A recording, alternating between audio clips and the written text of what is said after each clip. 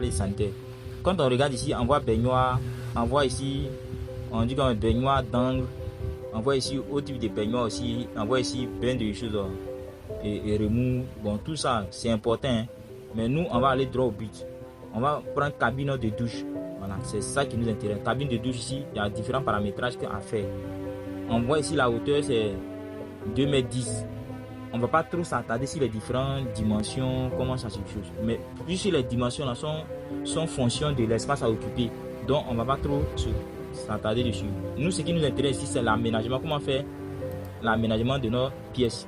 Voilà, donc ici on change aussi le stylo aussi, on prend un aussi. Carrément, on vient ici.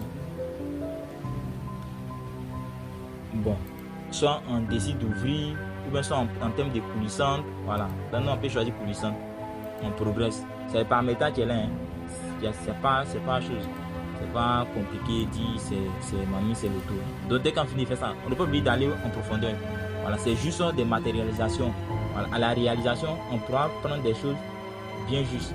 Voilà, ici par exemple, nous on a positionné, on dit quand même une cabine de douche qui est là. Bon, quand on rentre dans une salle d'eau, hein, on sait que dès que tu ouvres la porte, qu'est-ce que tu dois repérer en premier? La seule chose que tu dois repérer en premier, c'est ce qui est facile pour toi.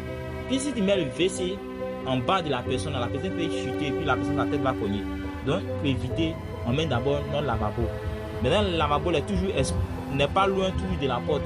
Et dès que tu rentres, tu peux trouver notre lavabo là. Voilà. Notre lavabo là pour laver la main ou autre. Après ça, ce qui va sur l'emplacement de WC et puis notre cabine de douche. Donc on sort de notre cabine de douche, on peut venir au WC, après ça on vient au lavabo, puis on ressort de la salle de changement. Donc si toutes ces dispositions là dépendent de l'emplacement et de la pièce en question en fait.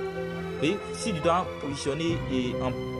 positionner par exemple une cabine de douche et puis un WC et puis un lavabo, il faudrait que ta salle d'eau là puisse correspondre à ça. Puisque si tu as correspondant, tu verras que si tu as une salle d'eau carrée, tu vois que c'est la distribution de ces choses là, l'accessoire, c'est très compliqué.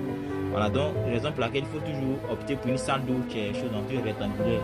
Ça va te faire gagner en temps. C'est un peu ça. Ça va? On peut. Donc il faut place ta cabine de douche à l'angle là. Place du bâtiment, on voit le bâtiment. Ton fameux bâtiment, ça n'a pas été facile. Mais au moins, c'est en 2 heures du temps, si tu as pu faire ça, c'est bon. Si en 2 heures du temps, tu as pu faire ça, c'est bon, non? Ouais.